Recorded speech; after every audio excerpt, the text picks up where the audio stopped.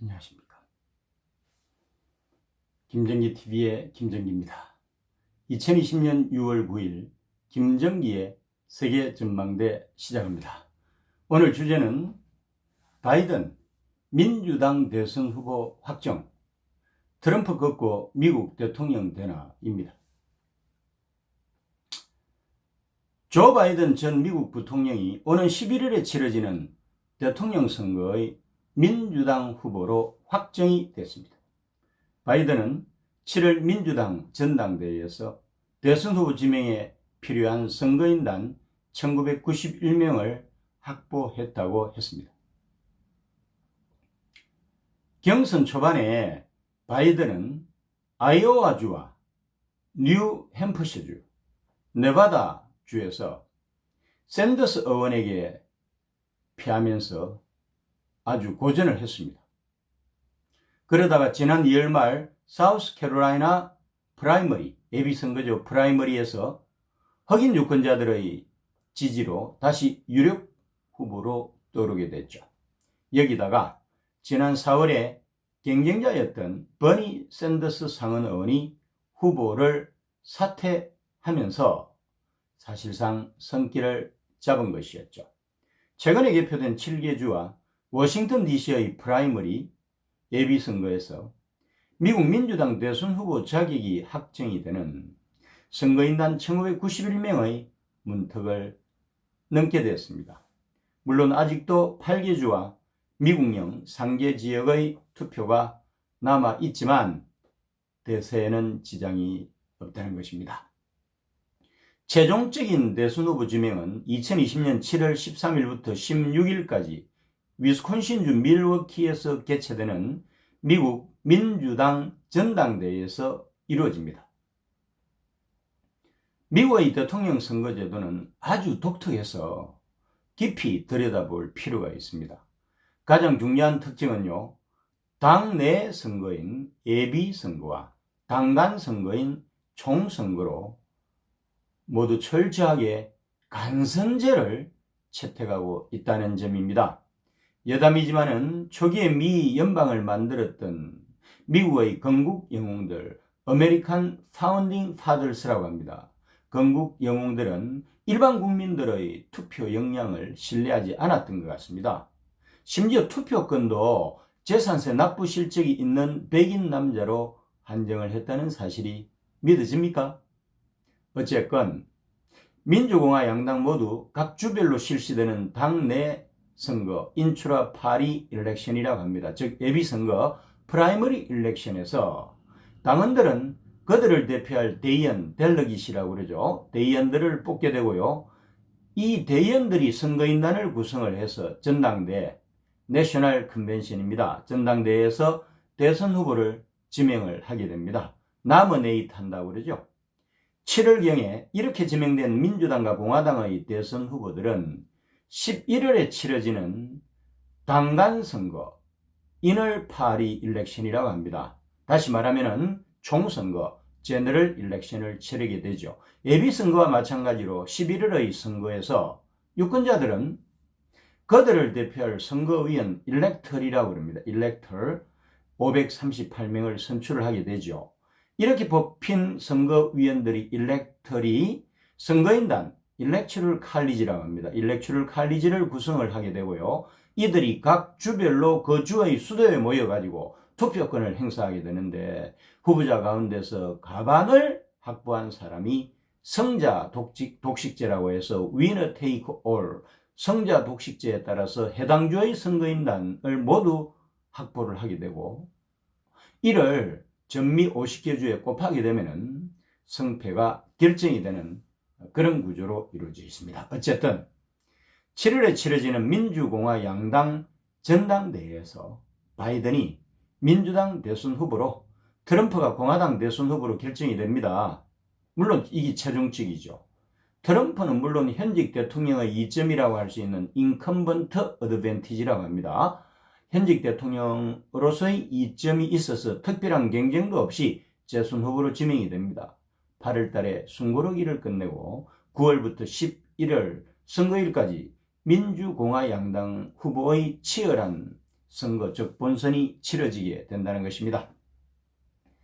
통상적으로 현직 대통령이 재선에 도전을 할 때는 성패를 대개의 경우 경제 이슈가 결정을 하게 됩니다. 즉 경제 상황이 좋으면 재선에 성공하고 안 좋으면 재선에 실패합니다. 거의 불문율에 가깝습니다.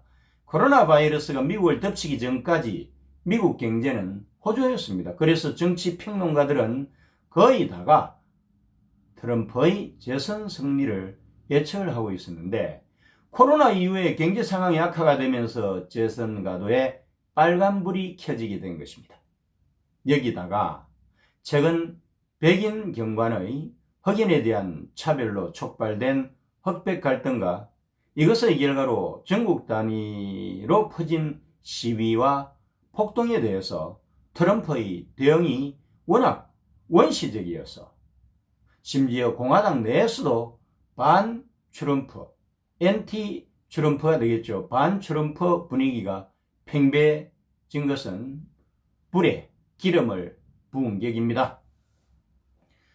공화당을 주도하는 원로들인 조지 W. 부시 전 대통령 아들 부시죠. 2012년 공화당 대선 후보인 롬니 상원의원, 작관 전쟁 영웅 존 맥케인 상원의원의 부인인 신디 맥케인 등은 올해 11월 대선을 앞두고서 트럼프 대통령에 대한 지지를 철회하거나 유보했습니다.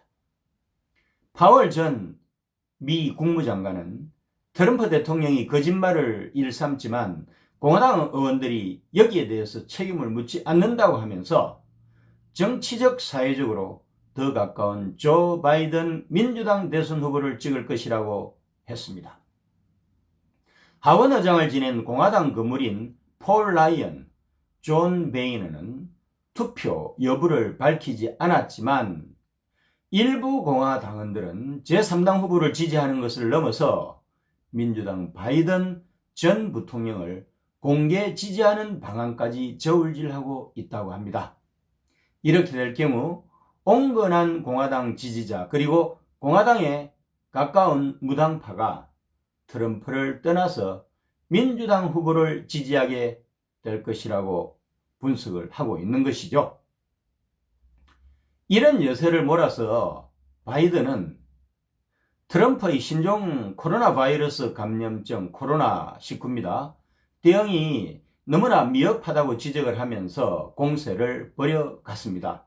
최근에는 흑인 조지 플로이드의 사망사건으로 벌어진 시위를 언급하면서 도널드 트럼프 대통령이 하는 분노와 분열의 정치는 답이 될 수 없다.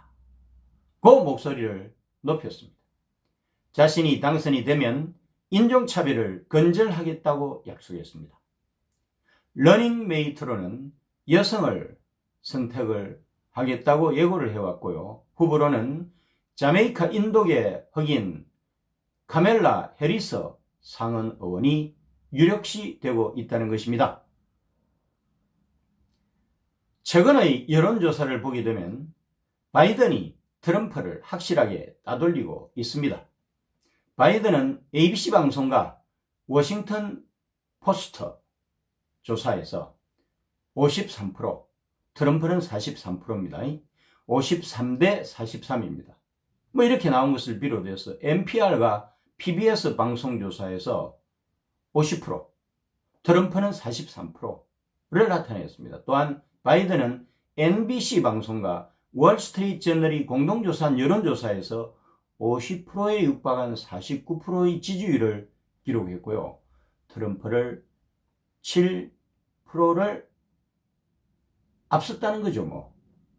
CNN은 최근 여론조사 평균을 보게 되면 바이든 지지율이 50%를 넘는다고 하면서 다시 말하면 바이든이 현재 과반수를 차지하고 있다고 하면서 이것이 절대로 가소평가돼서는 안 되는 아주 중요한 이정표라고 이야기를 했습니다.